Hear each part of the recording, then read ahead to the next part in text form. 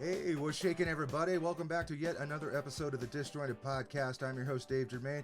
This week, I'm actually going to be talking. The original podcast was about how do you go from a 9-to-5 life to one of creativity. And I found a podcast that was so absolutely useful that I really wish that I would have known about it or had it existed back when I was in my 20s. And this week, we've got the host of that said podcast, Actors Endurance, Shanette Wilson, and Marlon, the Thespian King Hargrave. Welcome to the show, guys. Hey, thanks for having us, Dave. Thanks for having us. No problem. So, to give the audience a little bit of to get to know you guys a little bit, what made you guys want to start this podcast, and where and you've been doing it for a while, so I'll let you guys take that if you like. Okay.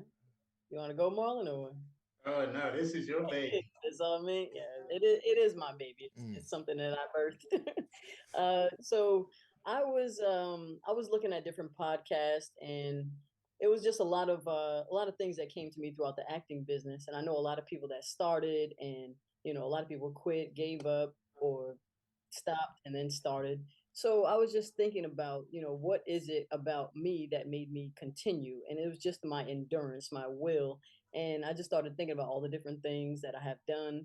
And I was like, why not put out a podcast? It was the new thing after the quarantine, right. everyone, shut down. So it was like, you know what, why not?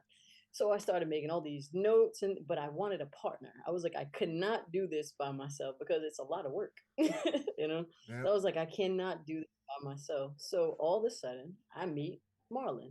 And I was like, as soon as we started talking, the first conversation that we ever had, we would just, I mean, running, it was like everyone else in the room disappeared. We Mm. would just focus and we were just talking. We had so much in common, and we just got along.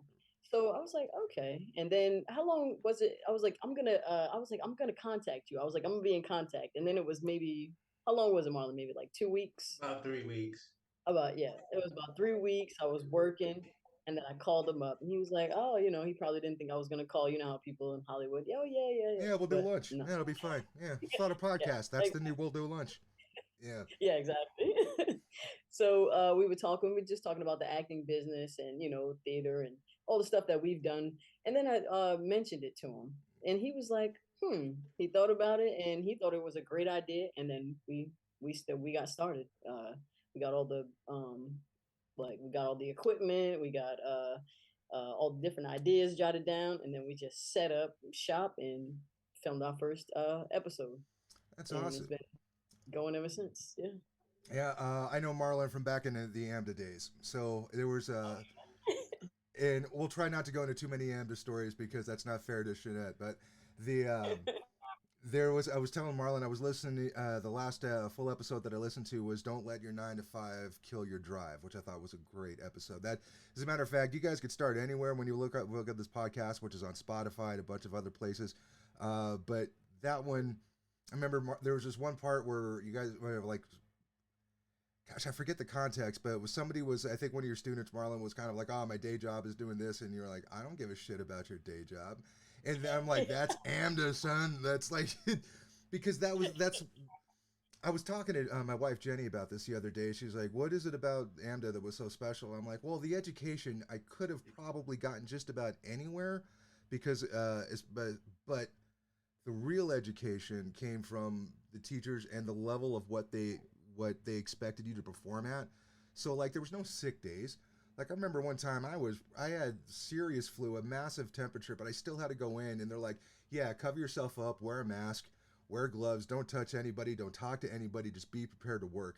And I remember I'm sweating my ass off and I'm like, I'm still here and I'm shaking and everything because that's what they always said. And there was everybody had a couple days like that there, and it's I think Mhm. one of the things I love about your podcast is that the element of the work, not like the fancy intellectual, oh, the work that I'm doing. No, I'm talking about you showing up. I don't care about the rest of your problems. What's important is the show and the audience.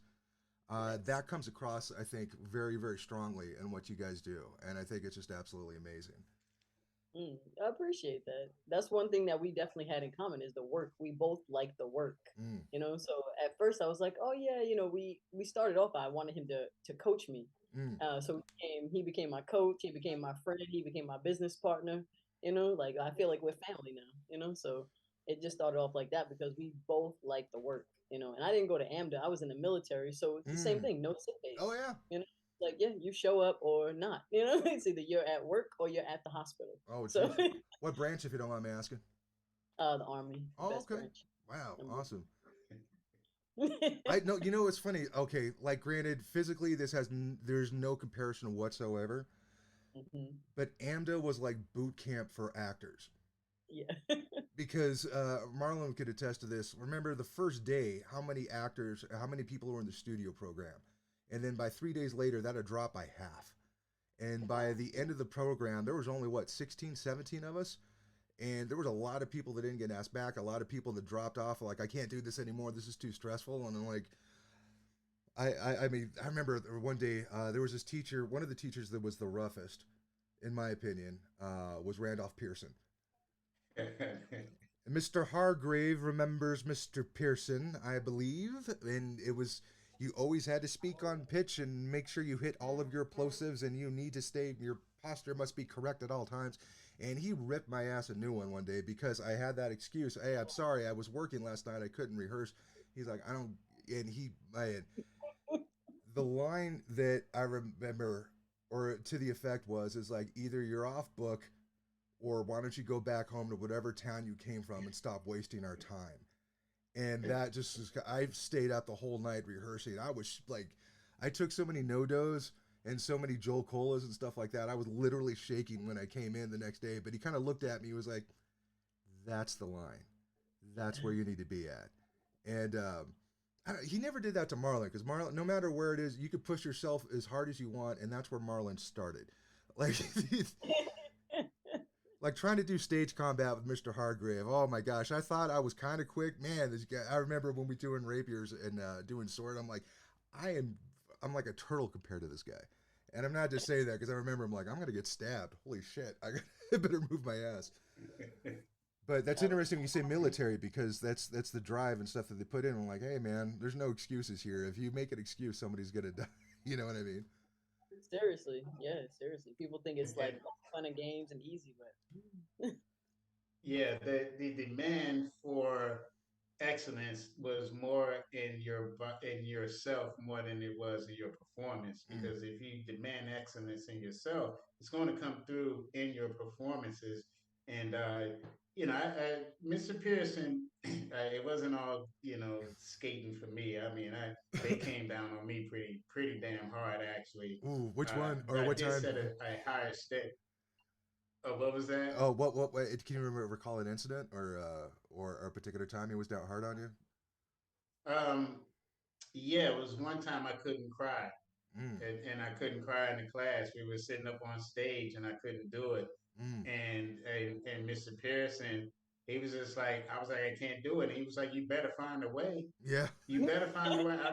There's no excuses. Mm-hmm. I don't care how talented you are. There are no excuses. So, because I was like, I can't connect. He was like, well, you can't act.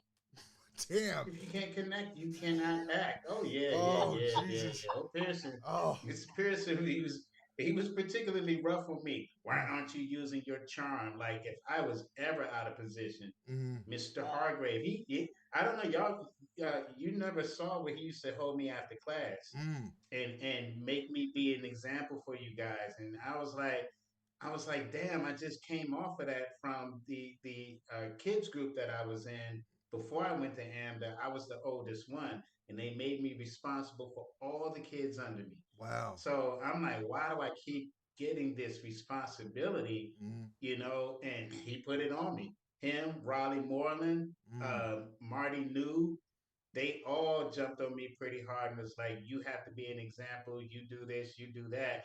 And there was times where I didn't want it. I just wanted to be a student. Mm.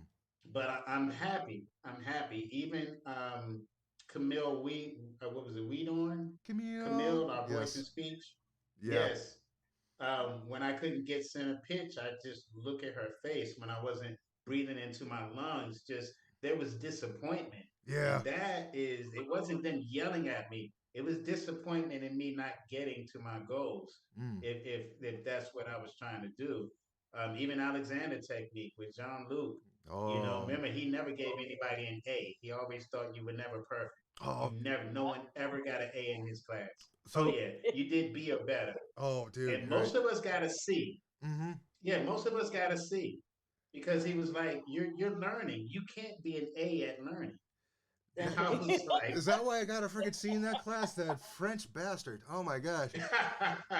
So, Shanette, let me get if Marlon never told you about okay, Mr. Junet. So if you walked into the class, he's like, "Oh, everyone, thank you for coming to class today." So the first thing you need to do, okay, is you need to breathe in from the diaphragm and align your spine, okay. And we're like, we can't understand you, you Yeah. Parisian weird.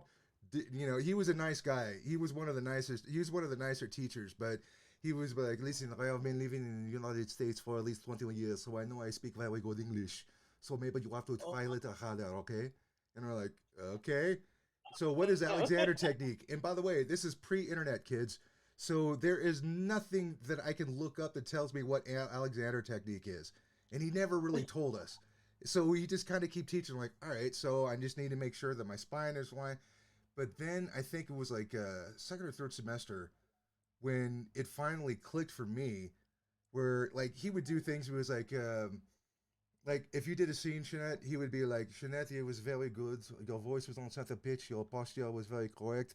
You were holding too much tension in your left toe on your big toe on your left side, because he would be able to spot wherever it is that you were holding tension in, and he would be right. He'd be like, you're holding tension in your left eyebrow. You need to relax this a bit. So there's times, I don't know wow. if you've ever been like when you're doing a scene and then like something's not working and you're like, oh wait, okay, I think I know this, and it would always be something physical. I'm like, yeah, my Mhm. shoulders are too tense. Okay, Yeah. so it was kind of crazy, but yeah, he was one that I enjoyed his class the most out of his, because I thought, well, him and Raleigh's, but I got more, I think, education from the other ones. But that was yeah, that was a special time in your life, and I see a lot of those lessons and stuff, at least from Marlon's side, and also from the coming from your podcast that are coming through. And I'm like, yeah, because there's a lot of young actors. Let's say that they might study at a JC, which is fine because I've had a lot of good teachers at a community college as well. It doesn't have to be in New York, but then like you go to an audition with them. Like had this experience a couple times in Arizona when I was just doing community theater, which once again, I really wish I had known the podcast existed back then, because I wouldn't have wasted my time with it. But but these guys all know each other. So when you go into like the audition room and stuff, it's very cliquish and stuff, and they're just kind of like, "So what are you here for? And, oh, you're doing this?" I'm like, "Yeah, I'm just gonna go and audition and everything." I didn't say I'm from AMDA. I didn't do anything. But there was this one time where everybody's like, "All right, no, I've got this in the bag." I go up and I do my piece, and when I'm coming back off the stage, everybody's in their notes and they're like, "Holy shit!" And I'm like, "Oh yeah, some of us are professionally trained, so I don't know where you think the bar is, but I'll tell you where mine is. It's up here." And they were like, "Holy shit!" Now, did I get booked on that? No, because someone when I told the guy that, he's like, "What training did you have?" I said, "I went to AMBA." He's like, "Oh." So, which means that, because I don't know if you've experienced this, Marlon, but have you ever said somebody that said they went to AMDA but they didn't graduate, but they're still putting that on their resume? Oh wow. No, I haven't well, not in AMDA, but I've come across that when I was in Virginia. A lot of people told me that they had taken Meisner, Mm. and I assumed that they graduated. So, and this is actually what had me teaching in Virginia, Mm. because they would come on set and they would do things, and I'm like, "You're not trained. Yeah. You're not trained. Like, what the hell is going on? How are you Meisner and you don't know how to speak to me right here?" Yeah. Meisner's technique was to be natural. You're forcing everything, so Mm-hmm. I don't understand. And then I'm jumping on the teachers, and I really messed up because I went in and just said, "Y'all, the teachers here are fake, and you guys aren't doing this, that, and the other." Now, That's uh, fun. That's awesome. now actually, a teacher that's become a friend of mine, like I bashed him. It was a guy, Mm. Keith Flippin. He's all over TV, Marvel, all Mm. this stuff. You've seen his work, Right. and I didn't know him at the time, and back then uh, there were a lot of shams. You go to smaller cities, and then Mm-hmm. there's shams, and so I was literally like man, this guy Keith doesn't know what he's doing. Only to find out that they went there for not even like a month and Mm. then they quit. And but they came out telling me that they were trained in Meisner, and it was my fault because I didn't do my due diligence Mm. in looking up Keith, and it took me a couple of years to figure that out. And I had to apologize profusely to Mm. Keith because I was like, okay, I was right about most of the people for Right. real, but I was definitely wrong about Keith. Right. So It I wasn't never his teaching, it experienced was the that on the fact that these guys campus. were lying, basically.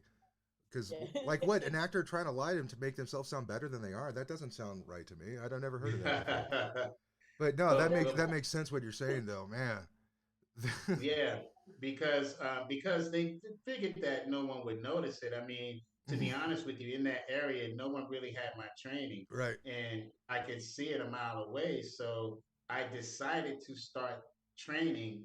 I really just wanted to go to Virginia and do plays. I wanted just to direct plays, and ended up being more of a teacher than anything. But it ended up working out that I was out of market because now I could hone in on my teaching skills, and I developed into a damn good teacher, actually. I really pride myself on everything that I learned in NAMDA, everything I learned in DC with the Kelsey Colley Playmakers, Mm. which was professional training, which is why I was the way that I was by the time that I got to AMDA. I was 15 professionally trained. Mm. Jeez. So, Yeah, that was yeah. weird. It was kind of like I always kept thinking in the back of my mind. I'm like, man, this guy seems way better than us. Why is he here? Like, but like, but Oh, no, but I need an AMDA. I'm very happy that I went because I only had, even though I was professionally trained, it was still only one perspective. right. So with AMDA, I'm still proficient in those techniques. Mm-hmm. Like Alexander, I don't put that I'm proficient in that one, Mm-hmm. but I just recently straightened up somebody's body the other day. Remember, you pull from the back of the neck and you Yep. pull straight up and line them up, and so that gives you your breath, your Right. presence when you can pull up and chest out. And I've had people walk with the books. Right. I've also, so that me being a teaching artist, I take Alexander technique. Now that we've talked about it, I take that technique to train influencers. Mm. Then I'll use the voice and speech from Camille to teach them how to talk. Right. You That know, which helps a lot, especially if you're trying to do dialects and stuff later. That's one of the things that I'm like, oh, okay, so this is why I need to learn how to hum into an ah, apparently, if I want to do a different accent or some shit. But yeah, that's it's amazing how all the training, the stuff that you learn. Like by the way, Shanette, you're not the first person that I've met who's gone through the military and then found a new home in performance art, which I think is really amazing. There's a thing that I always said that for any civilization to survive, the two things that it needs, one is artists, not in any particular order, like the art to talk about the culture, to grow the culture, and also to teach the culture from generation after generation because human beings forget shit really easily. And the other thing is a strong military to defend that particular country or that civilization. Because apparently the civilizations that get wiped out are missing one of those two things that I've noticed. And so, what was it that drew you to the performance art after? Like, I'm sure it's not as soon as you got out of the military, you're like, all right, this is what I'm doing. But like, what led you to it? I'm guessing maybe you I did. randomly yeah, no, I randomly kind of stumbled upon it. But when I think back on my life, if I was, I guess, smart or in tune, I would have just gone and done this right away because I was always, very outgoing. I love to imitate movies. I just had that personality. But I was going to school one time and I just auditioned for a play and fell in love with it. Changed my life after I auditioned that play and just kept going from there. It was just one of those things where I just knew this is what I was supposed to do.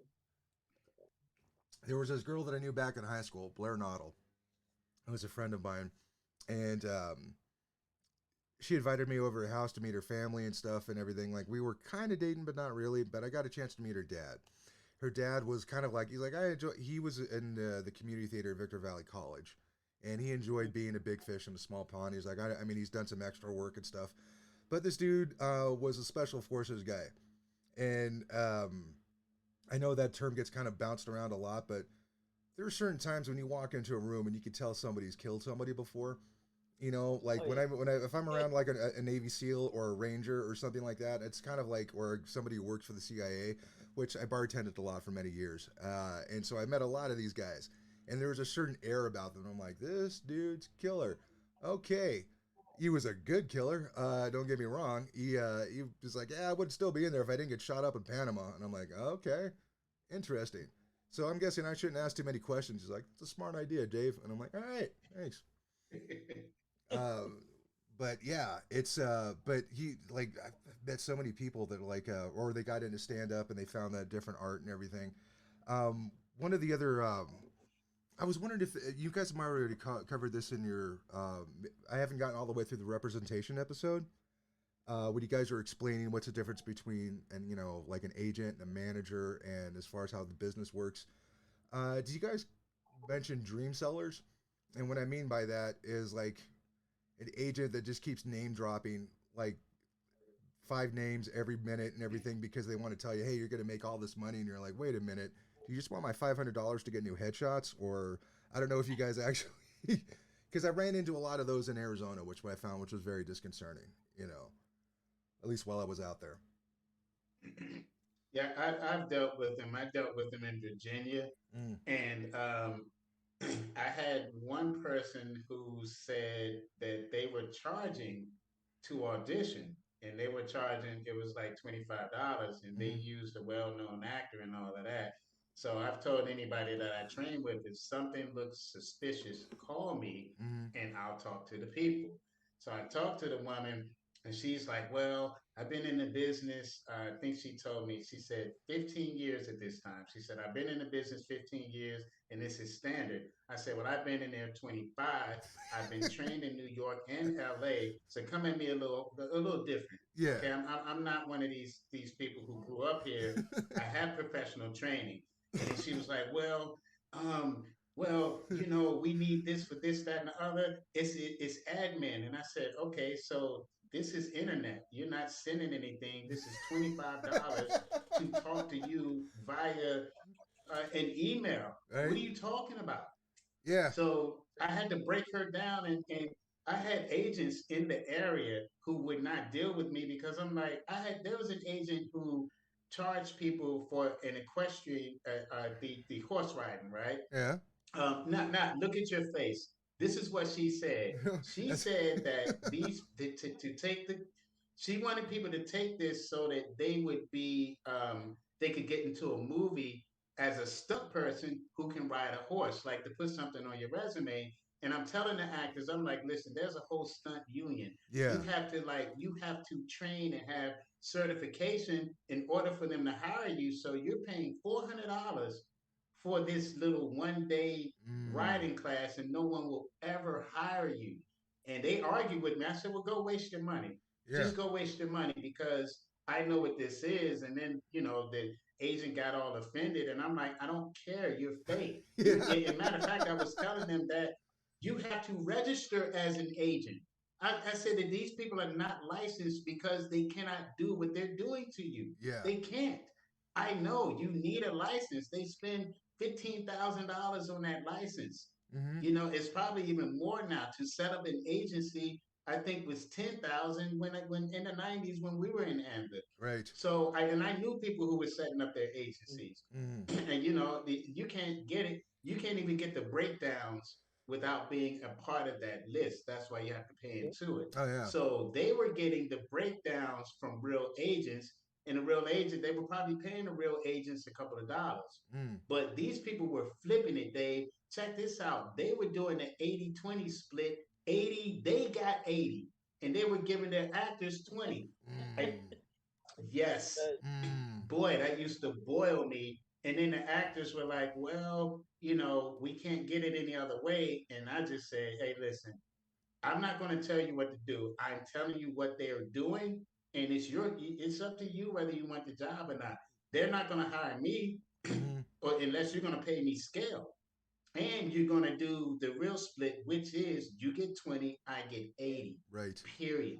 So I never really worked with those agents in the area because I'm like, and again, this is why I had the mix up with the other teachers, was because I couldn't tell who was fake, who wasn't, Mm, and who was just trying to figure it out. Mhm. A lot of people will do something. A lot of even actors who don't have much experience, when they get nationally exposed or known for something, now all of a sudden they're teachers. And yeah, I'm like, you know, you're really stepping in grounds that you don't know. Just because you know something doesn't mean you can teach it either. yeah. That's true. And yeah, and That's a now you completely have different all of skill. these students who are expecting certain things, and I'm like, this is not what acting is about. Yeah. I've spent most of my teaching career breaking down perspective on what this is really about. Mm, So yeah, I see dream chasers all the time. When I come across them, I clip those wings and I just let them know, mm, because I don't have to clip your wings if you who you are. yeah. But don't come to me with the bullshit. You better know what you're talking about when you talk to me about this. Yeah. Right. But we have covered that in one of our previous episodes, though, for sure. For for people to look out for, because everyone, like nowadays, everyone wants the fame. Everyone wants the fast road Yeah. to Hollywood without actually having to put in the work. They don't realize like you have to read, you have to do research, you spend a lot of time by yourself, which we cover in other episodes. So yeah, we definitely covered that in a lot of the episodes, because if you do take that fast train to Hollywood, Mm. you're gonna end up in that Me Too movement. Oh, you're gonna go right That's the back only other on that quick one. same train on out of town. Is what's gonna happen. Yeah, pretty much, yeah. Because you'll get there, but not the way you want to. There's a lot of that in comedy as That goes to well. Miami. Yeah. Yeah, Oh yeah. yeah. Well, the thing is weird. Is it like I've and I wanted to mention to talk about this, since I know that there's going to be a lot of young actors that listen to your podcast and hopefully listen to this and vice versa. Um, Hmm. the path for acting and stand up are very very different, and I see a lot of like I can watch an open mic set for somebody who's like who's going up for the first time, right? And I'm like, it's either a theater major or a writing major. He's like, why? Because all they're doing is puns, which means that there's nothing personal, anything that they're doing about that, and they're trying to get on that Shakespeare wordplay. And I'm like, yeah, that's not gonna. It barely works for people who are educated in Shakespeare. It's not. They barely laugh at it. No, the audience isn't gonna laugh at it either. Like I've seen guys have meltdowns because, like actor meltdowns, of like, well, they and kind of try to chastise the host, and I'm like, comedy stand up maybe be ain't for you because it's you fail a lot. You're gonna like it's bombing freaking sucks. Like imagine for actors who've never, I'll give you an idea. Imagine going on stage, you think you're prepared, and then suddenly you forget the whole entire script. And this is a 2 hour play, by the way. And you're like, oh no, this is bad. I'm like, yeah, that's exactly what trying out a new bit is, and you end up pissing everybody off because you're like, shit, I've laughed at that earlier. Why isn't anybody laughing? So I Hmm. see a lot of young comics. They try to do. I'm going to network and I'm going to fake it till I make it. But the thing is you can't fake it on stage. Eventually everybody gets found out. Like I've seen a lot of comics that are really good, and I'm like, their act reads like a thread comment or a thread on Reddit. Why? Because they're going on Reddit and they're like, oh, this is really funny. I'll use this on stage. Oh, I'll use this. I'll use this. And I'm like, dude, we freaking know. Like we know, and eventually, like yeah, you might get booked for a 7 minute gig, but eventually everybody gets found out and stuff. When you have to do 20 minutes, like the open mic that I have, I only have a couple comics on, but I have them do 15-minute sets because I'm like, right, yeah, I know you could be good for at least a couple minutes. I want to see what happens how you do a 15-minute set because it's a Yeah. completely different animal. But Hmm. yeah, I've seen like there's the one thing that's different about stand up, at least the comedy business versus the theater business or that aspect of show business, is that you don't necessarily need an agent. Most of your job is actually contacting club owners on your own and sending out like, here's my electronic press kit. This is what I could do, such and such. And they might say, hey, when you're in town, I'll let you MC. So and see how you do with 10 minutes up at the top, and then see how you host the rest of the show. And then eventually, hopefully, if you get better, you get on a feature spot, which is usually 30 minutes, and then eventually get to a headliner spot, which is the 45. And Hmm. we've seen even people like there's a lot of comedy in Denver, and sometimes there'll be somebody who has like a YouTube credit, that gets booked because they know the comedy club knows it's like, oh, they're not real comedians. I'm like, yeah, but they're going to sell 300 tickets on a Friday, so guess what? They're going to get up there, but they have a really, really hard time entertaining people. Like after the first 5, 10 minutes, you're like, all right, well, you got anything else? Yeah. But I train, I train both, Mm, and oftentimes I'll train comedians. So just because you can tell a joke, you don't have a rites of passage to the stage or acting. It's not. absolutely. It's not. And I literally try to get the comedians to know. So if a comedian comes to me and says, "I have 5 minutes," and I tell them, "You have no minutes. Yeah. You have no minutes. Mm, If you have 5 minutes, you need to have 15 minutes of solid jokes and be able to perform five of it." yeah. So it took one comedian that I was working with. He's now a host, Hmm. um, but it took him, a couple of years just to get past the 5 minute. Well, not a couple of years, but Oh it no. took him about a couple of years to get up to a half an hour of Yeah. solid. Because Hmm. I'm like, you have a half an hour, you have 45 minutes and so here are the similarities.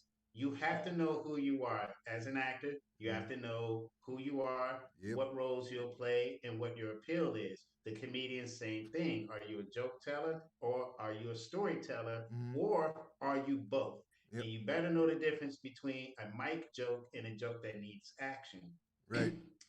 Oftentimes, comedians, if you're a storyteller, then you have to know characterization. So now acting is blending in. Yes. You have to know, how to embody the character. So I was speaking to my grandmother, and she said, "Boy, get your ass over here." You have to embody that Right. character or something. So what I teach the comedians is find the characters so that you can extend your jokes. Right. You know, Yeah, because it's and also, sorry. oh, what's that? No, it's go ahead. Also, presence is exactly the same. That's where I teach. Most of the time, I teach comedians Alexander technique. Yeah. So they're not walking around hanging their head down. I'm like, once you hang your head down, you've lost your audience because that's a lack of confidence. Yep. You don't, if you see comedians, the ones that are very good, they keep their head on a 90 degree. Even if they don't have a joke at that time, they keep their head up while they're thinking. Hmm. You know what I mean? And the rehearsal process is the same. So we both know Lisa Landry, Yep. right? When you are on a tour, your jokes have to be exactly the same, and they have to work in Denver, New York, Florida. They have to work anywhere in the country to Hmm. get the Laugh Factory, the Funny Bone, Hmm. and yeah, you ain't getting in the Carolines with some bullshit. Yep. Like you really need to know that your routine is going to work. So you have to rehearse it Mm. just like you do your plays. Yeah. You got to rehearse that routine and make sure that it's tight across the country. That's the only way that you're going to really be able to get a tour and be consistent. And then you have to know your audience. Yeah. Just like in an audition, you better know who's hiring you and what role you have as far as the script is concerned, because they're selling a big picture. Hmm. Comedians are selling a picture as well. Yeah. Um, but just because you can act doesn't mean that you can get up on the mic. That's lonely as shit on that stage. Hmm. It's lonely It and took a it's while for you. me to get comfortable, man. I could tell you, it's.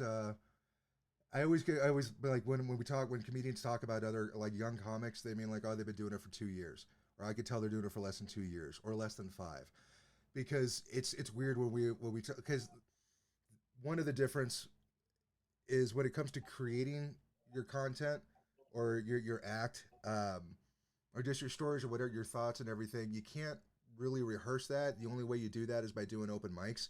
It has to be done in front of people, which is really, really, really alarming for most artists because musicians don't do that, actors don't do that. As a matter of fact, comics are the only ones where like the only way you're gonna do this is by doing this on stage in front of people and then risking that whole thing. But I can honestly say that like I felt more fulfilled doing stand up than I did acting, just because I didn't always get the roles necessarily, or like the roles that I wanted versus the stuff that I was going to get cast at weren't aligned, and I'm like, I'm not really happy doing this. But I've done a few acting gigs. The last acting gig that I did, you'll laugh at this. I played. There was a show at the Elitch Gardens, which is the amusement park out here. So last year I got to work in a haunted, basically do a stage show that had all these special effects and everything. So it was like 9 shows. So when it was busy, it was 9 shows a night. Yeah. Wow. And so these shows are Wow. only like 20, 25 minutes long, depending on the crowd and everything. And sometimes like I've got four people on stage with me, or volunteers and stuff. And plus, like it was a small audience, but it was like another 50 people on the bleachers that moved and everything at some point for the jump scares and all the special effects and stuff. But like one of the folks was like, "Man, it's like you're really consistent." And I'm like, "Oh yeah, thank you very much." And they're like, so how did you do it? I'm like, "Oh, I went to AMDA. I'm afraid that my teachers are going to come out of the back and start chastising me if I give any less performance." But what I'll say this part. This isn't to blow myself up here, but for the young actors who are they're mistaking fame for being an actor. Um, One of the shows that we did, the four teenage girls, they were probably about 13 to 15, and they were so scared at the end of this at the end of the show, after the whole audience left, they refused to take their hands off the table, because one of the last thing I said is don't break the circle, and I ended up getting possessed, and for and I disappear from the whole thing, and a demon comes out. It freaked these girls out, and that was one of the best shows that we had. But it was after the evening was done, and I'm walking back through the park, and I see the four girls that are coming towards me, and their families, their fathers and stuff, is right behind them. They're still talking about the show, but they don't, because I'm out of costume. They don't recognize me, but the father does, and he was like, "Man, thank you so much for doing a great job. The girls really loved it." And what I was thinking about, I'm like, these girls next year, they're not gonna want to hang out with their dad on Halloween. This is the last, probably one of the last evenings and everything that's going to be so special that they're going to talk about. They're like, "Hey, do you remember when you took us to this thing?" And it's a memory that they're going to share, because they're going to split. That's what happens with teenagers and parents eventually, is they split. And I'm like, yeah, that's one of the reasons why, because I'm always thinking about like, I don't know if it was which teacher, but they always said raise the stakes for what they ever did. And I always tell myself, if I don't do a good job, if I don't do the best job that I possibly can, something is going to go horribly wrong for somebody in that audience tonight. Like they need to experience whatever transition or whatever it is, whether it's laughter, crying, and stuff like that. They need to feel something. And if it's my responsibility, it's on my shoulders to make sure that happens. And I wonder, I met a lot of comics where like I'll tell them the same thing, and they're like, "That's a lot to put on your shoulders, man." I'm like, there's a difference. The reason why my performances are different. If I'm going to be completely, I'm not going to say they're better. I'm going to say that there's a reason why my performances are different, but it's because it's the work. And I'm like, man, we're here for the audience. It's not about fame. It's not about. It feels great when everybody applauds. Don't get me wrong. I've been at Comedy Works doing new talent night, and I hit a joke that landed so hard that it literally felt like like a tidal wave of sound that hit me, that I felt of this laughter. And I'm like, I've been chasing that dragon ever since. Don't get me wrong, but like it's not really about that. It's not about how good I feel. It's about how good the audience feels. And that's one of the other things that I'm glad that you guys put through in your podcast, because I think we need as many good performers as we could possibly get. You know what I mean? We need as many great actors and funny comedians and great musicians. There's never a point where I'm like, now we've got enough. Don't worry about it. You know what I mean? When you understand the responsibility, and the comedians too, Mm-hmm. that it's a job, Yep. and the more professional you get into it, the more you understand that you have a responsibility. I'm responsible for the crowd's emotions, Mm-hmm. period. So as a comedian, I'm like, you're responsible for making them laugh. Yeah. That's what they're there for. Mm-hmm. And if you're not making them laugh, you're not doing your job, Right. period. And if you're just on stage reading lines, and I used to get that a lot, and I'm like, this is not impressive. Mm-hmm. People can read. Yay. Yay. I need for you to move people. I need for people, and I tell actors, I say, this is how you know how well you did. After the show, when people are talking to you, if they just say, good job, or, oh, that was cool, yeah, you were shitty. Mm. You were shitty. If they can't tell you what specifically it was about that, then you did not move them, Mm. period.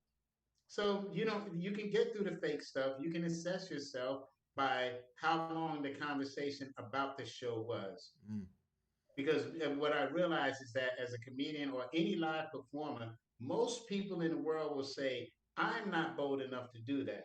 Mm. So they're only giving their perspective, but on the professional side, it's like, yo, you need to do some work. Mm-hmm. Like you're not doing your job. So I think what happens is a lot of young people come across and they'll ask like people who are not in the industry. Number one, they want to feel good. Number two, they don't want somebody in the industry to say, no, you did Mm-hmm. that wrong, Yeah. because that's where the real critique is going to come. So when people come to me knowing my background and they ask, I'm like, well, I'm gonna give it to you raw, Mm-hmm. and you also know that um, or at least I know that they're serious. If Mm-hmm. they're just asking their friends and family, they're not serious. Right. They just want approval. Well, a lot of times too, like artists, we're really consumed with our ego. Oh yeah. So we're doing it a lot of. I mean, we're all doing it because we love it and it makes us feel good and we like the praise. So we get so caught up in that we're forgetting, like you said, the job of it, the craft of it. So we're not really too concerned. Well, I'll say they're not too concerned with the audience feedback, or they'll get into comedy because they just like the praise of it, or they think they're funny, or they can Mm-hmm. do the 2 3 minute set, but they also don't know, like you said, who they are or what type of comedian they are. They don't know what kind of style or format they actually have. Mm-hmm. So people get into it for the wrong reasons, and I mean, eventually, obviously, they don't last because, in my opinion, comedy is the hardest out of all the crafts. Out of everything that you can do, a musician or actor, I think comedy is the absolute hardest because you're going there. A lot of people will show up to the show and they're like, let me see if you can make Mm-hmm. me laugh. Oh yeah. They go into it with the wrong Be like, idea, so mm-hmm. it makes the comedian's job even harder. Oh They're yeah. Go like, out there oh like, my oh, he goodness, thinks he's funny. All right. yeah, Okay. exactly. Make me laugh then, Mr. Funny Man. And I'm like, ah, shit. All right. Well, the other day, Yeah, that's the hardest. I think it's the hardest one is to be a comedian. I And I think, think everyone, a lot of artists, actors have tried it, myself including. But you either know it's for you or it's not. So I always say, people, stay in your lane. well, Just stay in your lane. I will say this. I used to feel the same way when I first started. But it took me a while. Like, there's a comic out here who's been doing comedy forever. His name's Anthony Crawford. He's from North Carolina. He's an awesome comic. You guys should look him up. Uh, he was like, I'm like, what was it about in comedy that got you? And he's like, well, it was one of the things that he was in the Air Force, by the way. He was another military guy, and he was like, yeah, I didn't know this was something you can get better at, which is something that does not get said in other artistic venues as far as like musicians or actors. I would say that even that you would think either you're talented, you got it, or you don't. And Hmm. there was something you guys said. I forgot what episode it was, but it reminded me of an MMA quote that Joe Rogan said on his podcast. He said, "Hard work beats out talent, especially when talent doesn't work hard." Hmm. And I was like, "Oh wow, shit, yeah, I am talented. I'm not working as hard. I got to work harder." And but he was like, "Yeah, no, nobody's really funny. There's very few people. There's two people that I know of in the industry that started out being hilarious. One of them was Chris Rock, right?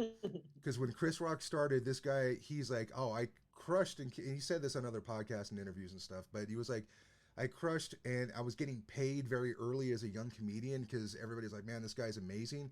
And then one night he invited his family, I think it was to either Dangerfields or Caroline's, and he bombed so horribly, and he's like, I continue to bomb every night for the next 4 years. Wow. And the other one is Dave Chappelle.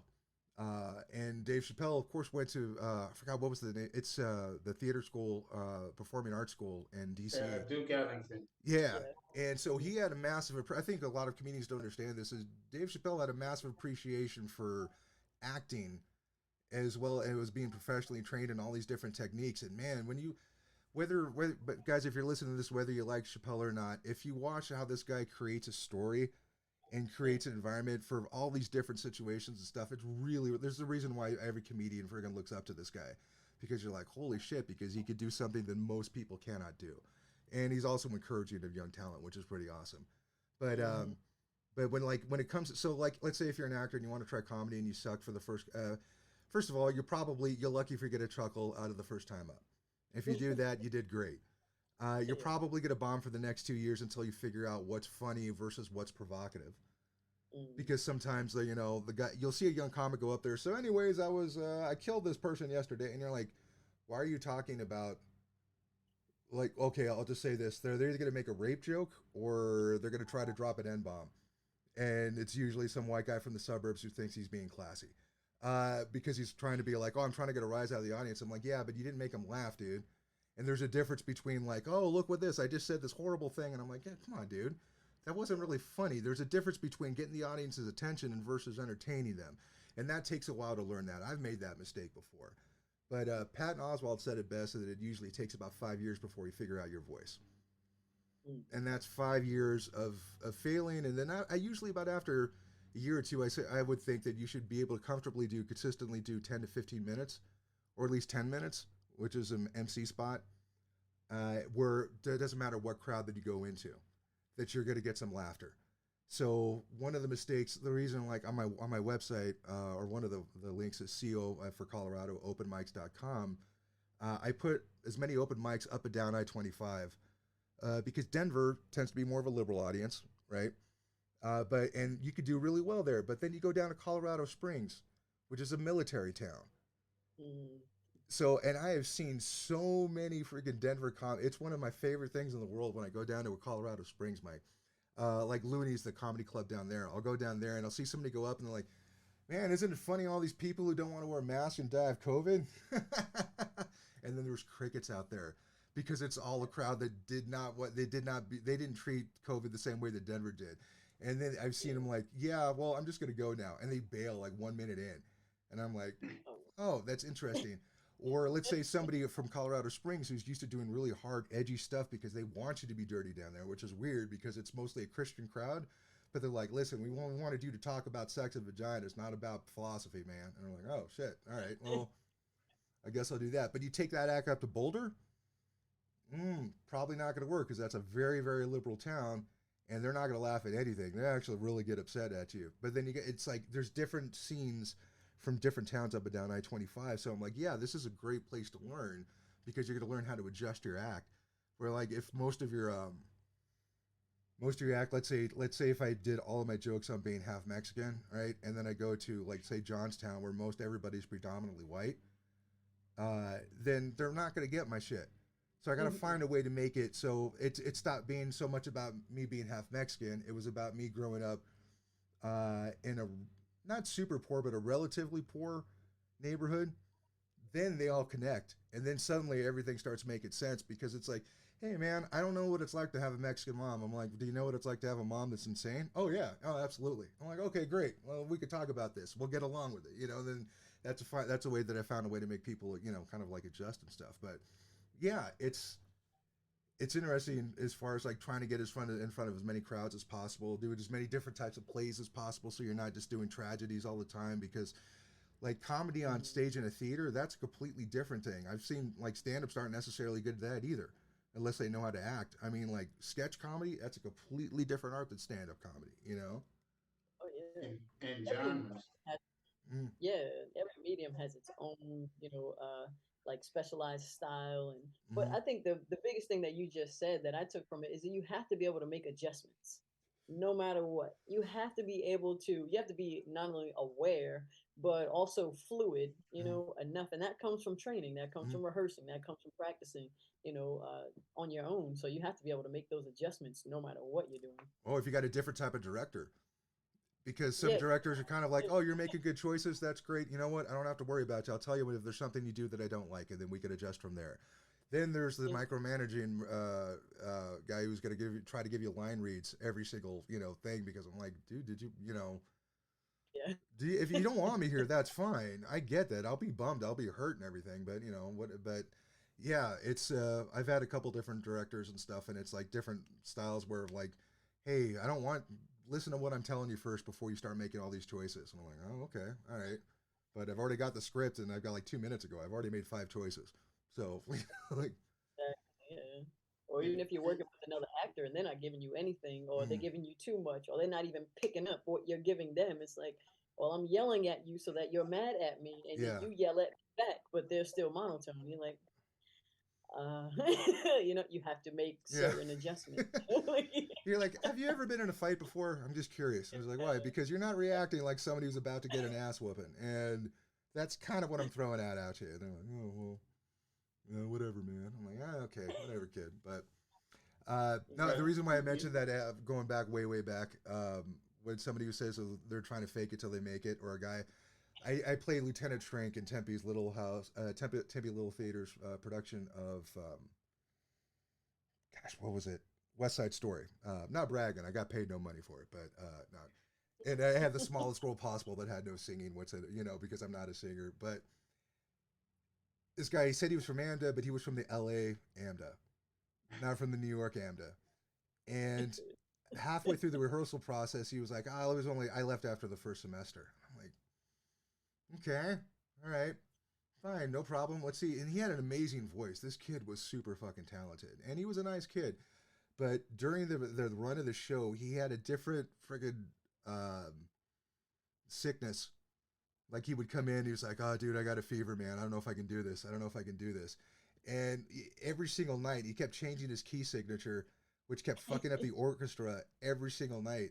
And I'm like, "Oh man, I don't know how to tell this guy." I'm like, "Stop telling people you came from AMDA, because like, or that you've been professionally trained." Because first of all, the fact that if you're sick, I really don't give a shit.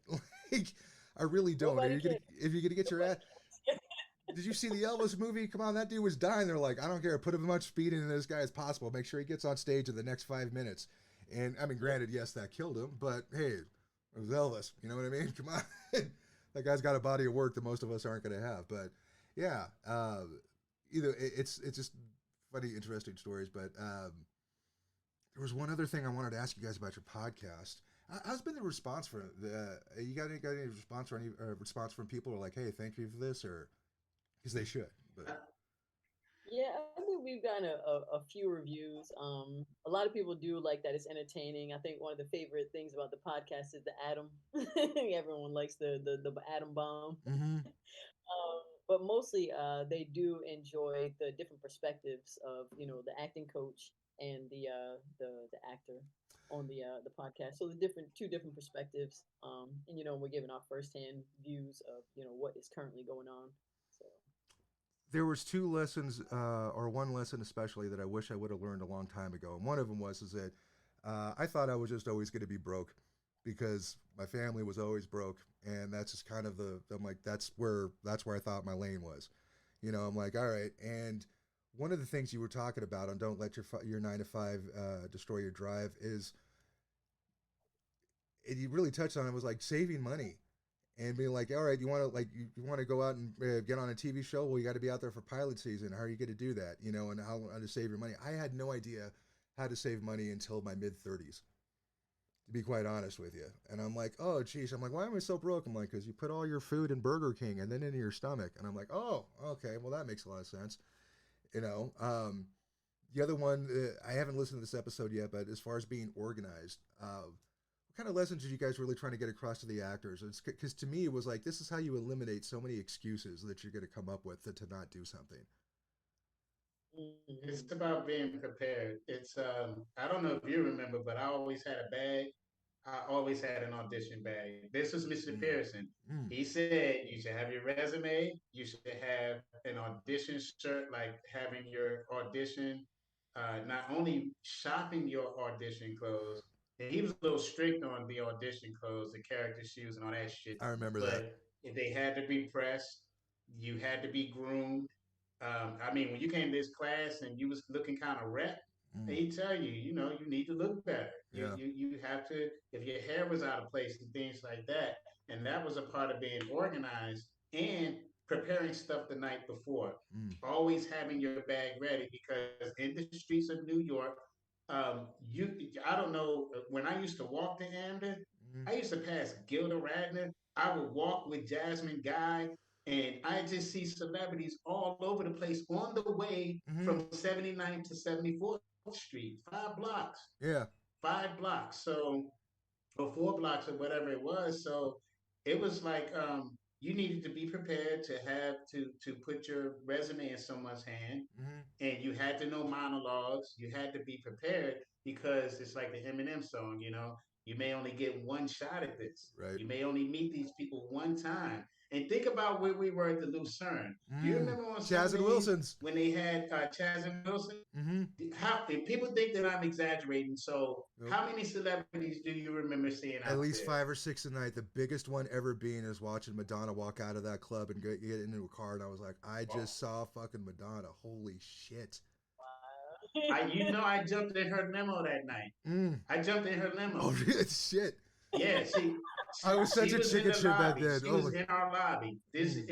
I don't even tell people a lot of these stories because they don't believe me, but she was in the lobby. I saw her walk out. I knew she was in Chaz and Wilson's. And my best friend, who is a Grammy nominated singer, used to get me in there. So I would go into Chaz and Wilson's. Nice. I went in, I saw her, jumped in her limo, and I was hollering at her like I was for real. I thought I was gonna be Leon Part 2 in a video or something, man. I was serious. I was gonna get Madonna, and then her bodyguard just grabbed me by my shoulder and pulled me out. But I was talking to her for a minute, and she was looking at me like, "Who is this dude?" But she entertained it, man. Oh yeah, hey, yeah. Nothing ventured, nothing gained. You gotta shoot your shot. Right. Hey, you could say, "Hey, listen, I was rejected by Madonna." No pun intended. The weirdest one I remember. Do you remember their house band? I'm sorry. Go ahead. I was going to ask. Do you remember the house band that they had there at Chaz and Wilson's? Yeah, oh yeah. I remember. I knew some of them. Like I said, my best friend was an R&B singer, and I knew the guy who did it. His name was Ron. Rest in peace. But I even went after Chaz and Wilson's. I had followed him to a couple of other spots that he did, and they weren't as good as at Chaz and Wilson's because Chaz and Wilson's had the NBA. He's had the Knicks, the Nets, the Giants, the Jets, and then a whole rack. Like if you were hot in New York at that time, if you were hot, you went there. We talking Rosie O'Donnell's, Wesley Snipes, you just anybody you could dream of. I met Tupac on our steps. I remember that. Yeah, because I didn't. I feel so bad about this. I didn't know who Tupac was because I only listened to metal growing up out in the desert. Sorry. And they're like, like years later, I'm like, oh, holy shit, that was Tupac. And they're like, yeah, you didn't see the headband? And I'm like, I just thought he was trying to be different. I didn't know, but I remember because we heard that house band because I was 19 when I got there, so I was too scared. I didn't always go into the bars and stuff, and I was just too chicken to do a lot of stuff. So usually it was John, Danon, and a couple of other my friends just hanging out in the stoop on a Friday night or something, right? And we saw Dennis Leary, Rosie. I creeped the shit out of Rosie O'Donnell personally, because the first time seeing a celebrity on Omen, and I just kind of kept staring to the point she was like started glaring at me, like get the fuck away from me, and I'm like, fair enough, okay, sorry, and I was too chicken to say hi, and I kind of had a crush on her back then, which is kind of silly thinking about it now, but League of Their Own just came out. She was really funny, okay, so I make no apologies for that. But I remember one night the band stops, and because I'm on the other side of the wall, right in the lobby, talking to Pete, the security guard or the door guard, where I'm still friends with this day. And I'm like, here, yo, what's up? And I'm like, oh, geez, what are they changing up their act finally? And then I start hearing End of the Road from Boyz II Men start playing. And I'm like, oh, wait, that's not the normal singer. Holy shit. That is Boyz II Men next door. And I was like, holy fuck. So you got to see a lot of celebrities and stuff, which is great for an actor. It's funny, like it was said, like with comedy, you could be an actor and spend your whole life, you're never going to talk to Brad Pitt. More than likely. But if you do comedy long enough, eventually once you get to a certain level, you start meeting a lot of the people that you've never known, because like professional comics, I remember friends of mine, they the first guys that I did stand up with years and years ago back in Arizona, they got a chance to MC for Patton Oswalt at the Tempe Improv. And then afterwards, this was Sunday night, he's like, well, we got to get out of here because we're going to go do an open mic. And he's like, all right, where is it? So Patton Oswalt comes into this college bar and then crushes, and I'm like, holy shit. And he's just talking to all the other young comedians. And I'm like, do they do that? And I'm like, yeah, because like professional comics will freaking talk to young comics, because comics have this weird thing where we're always trying to make each other laugh. And there's usually no filter among us. So like they'll say a lot of outrageous stuff, but we know they're just trying to be funny. So it's kind of like this weird insulated thing. It can actually get addicting. There's a lot of folks that they don't even care about their career; they just want to hang out with comics all the time, and you're kind of like, okay, but yeah, it's man, that New York experience and stuff was just definitely one of a kind. Um, I wish I would have gotten a comedy back then. Uh, I probably would. Well, actually, you know what? It would have because I was pretty nuts back then, and I don't think it would have done me any favors. But the reason why I didn't go, because did you ever go to stand up New York, Marlon? Yes, so I went to. I worked with a lot of those comedians, Mm, a lot of comedians that are known today.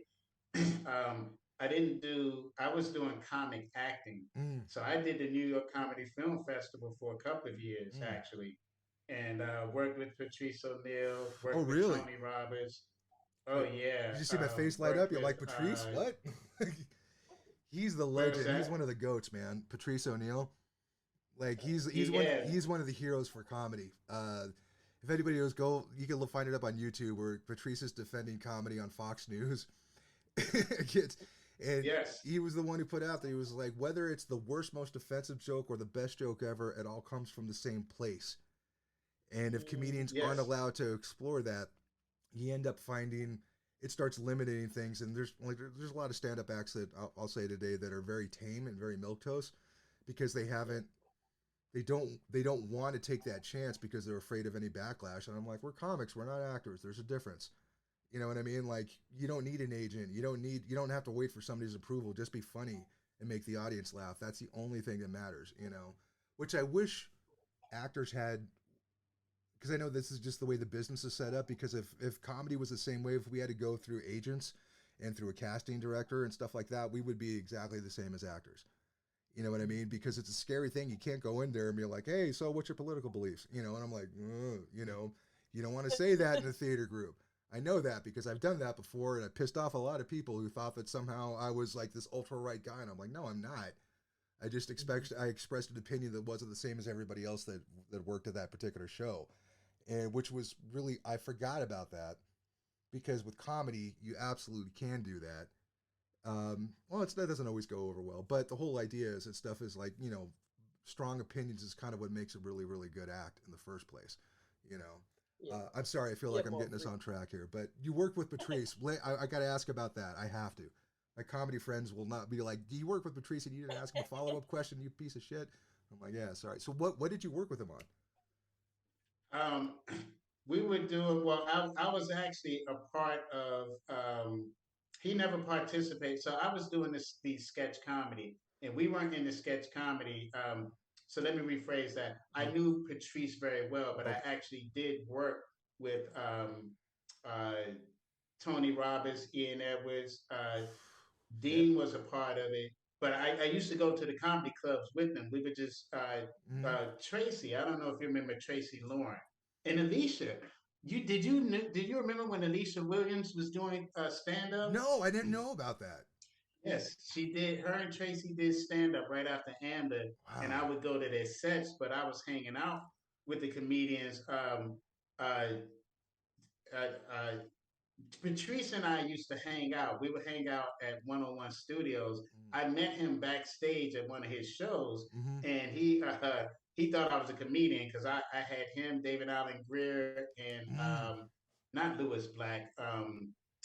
I forget the other comedian, but we're backstage, and I had them laughing, and he just kept swearing up and down that I was a comedian. I'm like, no, I just do comic acting. Mm. So we were supposed to do some skits together, but he was feeling bad. He was still dealing with the diabetes. Mm. Uh, but we were going to work together, and I was too sick. But he used to talk about me like a dog. Oh my, he used to just uh, Once he starts ripping on when somebody, it's just kind of like, oh, dude. Once you catch his eye, from what I've heard from so many other comedians, it's like it's the funniest but the most horrible thing in the world because it's like he's just gonna rip you into an asshole. yeah, I was limping a lot, and he would go in on me about being crippled and all of that. And I mean, he would go in, and all you could do is laugh at yourself because he was funny, and Mm-hmm. he had that big laugh. He's like, it looked like you might as well just crawl. I don't know, just cut that fucking leg off. He would just say shit like that all the time. Mm. But I do believe that there were things that I said that he was able to embody and put into some of his routines. Mm-hmm. But he was naturally funny, and what I loved about Patrice is that he understood elements that made a joke funny, and he was bold enough to do, Mm-hmm. like, even before Dave Chappelle, it was Patrice Mm. who was that dangerous. Yeah. I mean, he was as dangerous as George Carlin. Oh, big time. Easily. Yeah, Easily. yeah. He had a joke where he was in a room with full of Europeans, Mm-hmm. and he said, "Look, y'all are the worst." He said, "Y'all got kicked out your country and came here." And he would just go with a whole routine about how messed up they were, and they were like, "That's why the United States is the way that it is, because England kicked y'all fuckers out." And yeah, so it was he had a he understood, and then he understood how to tell a joke on film as well, Yeah. and that's what made him brilliant. People like Tony Roberts. Tony is funny as shit. I Mm-hmm. don't care what anybody says, even when he's not. And you're right, comedians do try to make each other laugh. Mm. If you can make a Dave Chappelle laugh, you're approved. Yeah. You're approved. And I used to go to the Comedy Cellar all the time. Mm. All the matter of fact, shit, I've even been kicked out of Dave Chappelle shows for heckling him. Really? Yeah. Oh Jesus. hell yeah, hell yeah, Like, I don't hell give a yeah, fuck. Yeah, but oh, my yeah. favorite stuff with Patrice is watching episodes of Tough Crowd with Colin Quinn, and when he's Yes. like ripping on Kevin Hart, because I feel like I'm like, man, I mean Kevin Hart, I mean who's better, who's funnier than Kevin Hart? I mean, it did not matter because Patrice was just ripping this kid because he was a young comic back then. He wasn't Kevin Hart back then, and I'm like, yeah, He it's still couldn't touch him. I mean, Patrice was his mind. And this is about understanding. This is both actors and comedians need to have an understanding. And uh, he would always talk about, like, he said, "What if a woman could ejaculate an egg on a man's face? Like, I just dropped the egg on his face. Like, who thinks of that? Who thinks of said that's brilliant to me. That's brilliant. yeah, And he makes something that was so it was taboo. mm-hmm. Anything that was taboo, he put on the front line of his comedy. And I think that it just just to bring together the uh, things that are similar between actors and comedians, and where actors and comedians kind of you either know where to blend it or where to split it. Yeah, So you have to know genres. Like actors, you have to know the difference between commercial acting, acting for film and TV, right, acting for a series, acting for, and not even film and TV. I'm going to split those because if you're in a movie, the circumstances and your urgency will be more than if you're in 10 episodes. yeah, So you better know the difference between the acting styles. One is more of a character, the other is emotions. mm, As a TV, you better know how to play emotions, and your character develops outside of that,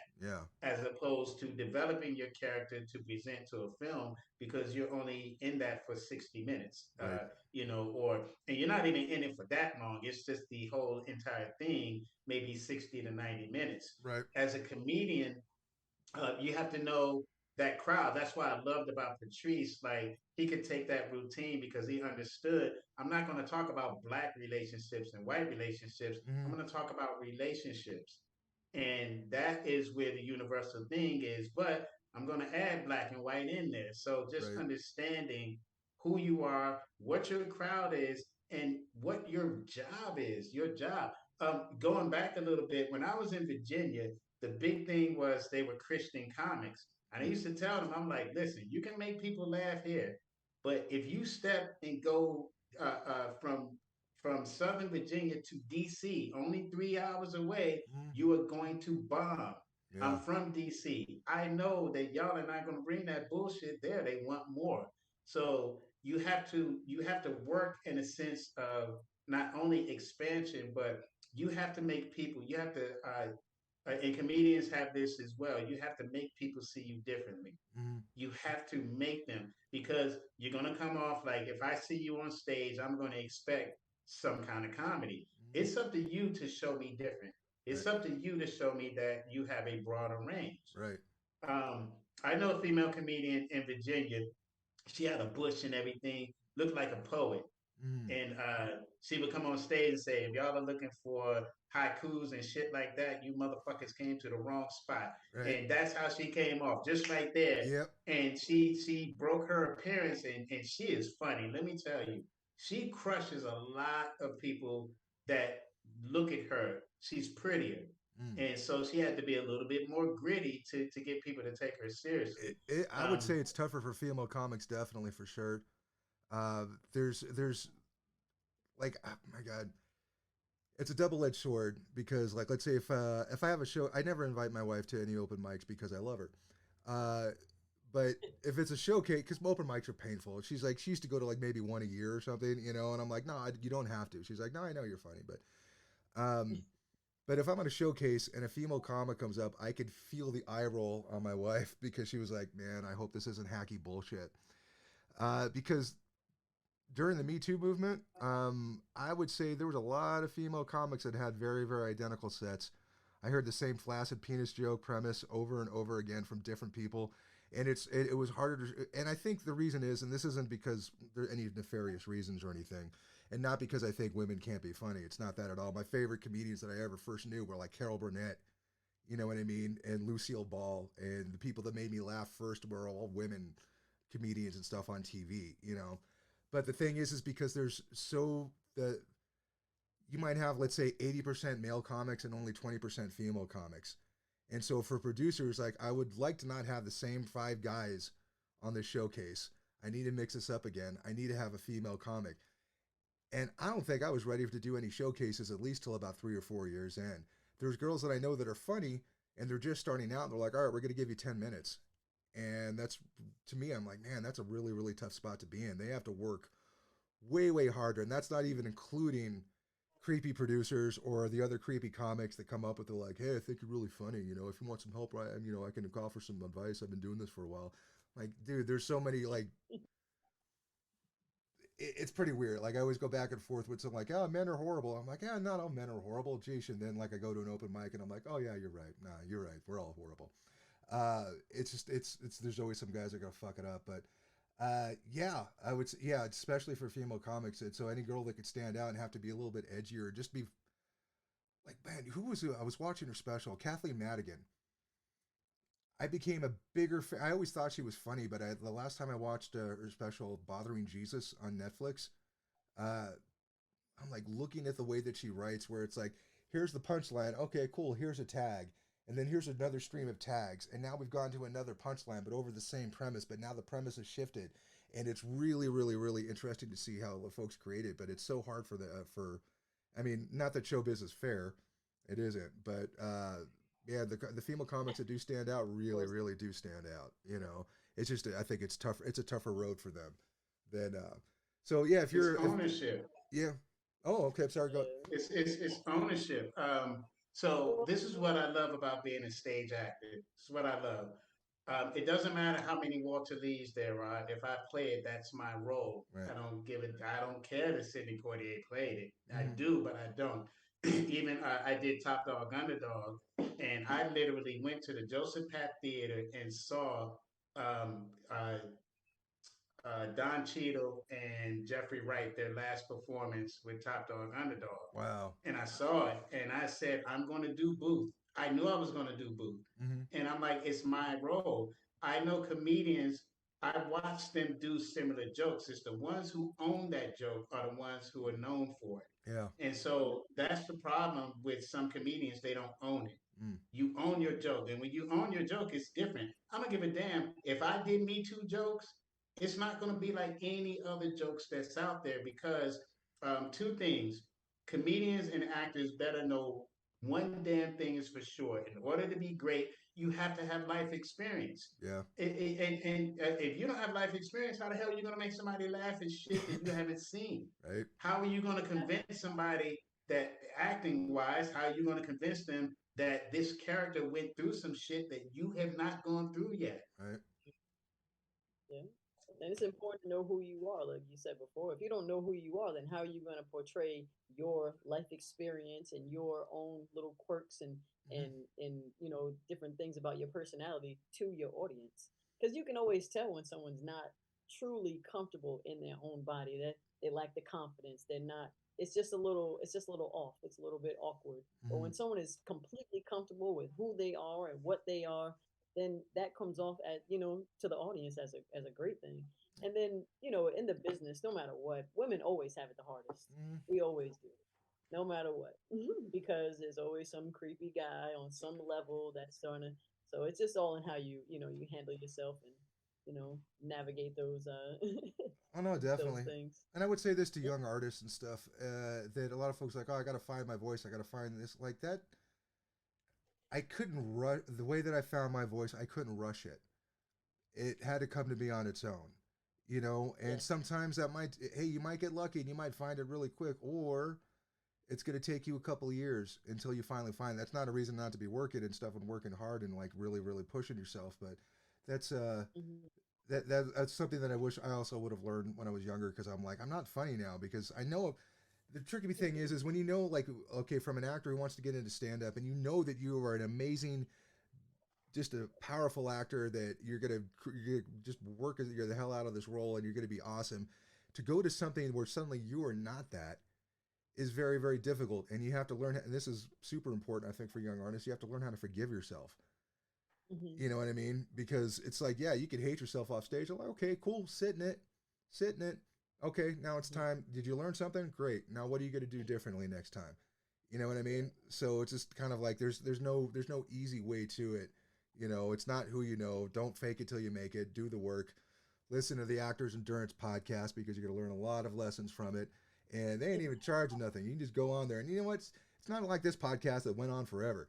All right. There's just like, hey, we're going to give you some advice. Here's 22 minutes. Here you go. Now get to work, you know. So um, I don't know if there's anything you guys want to, is anything else other than the Actors Endurance that you'd like to plug afterwards. I'm going to put the link into the liner notes. But yeah, give you guys a last word on this.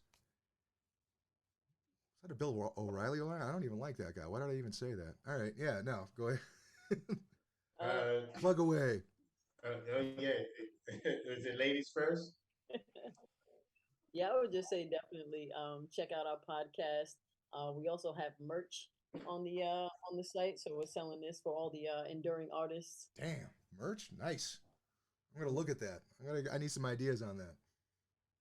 Yes.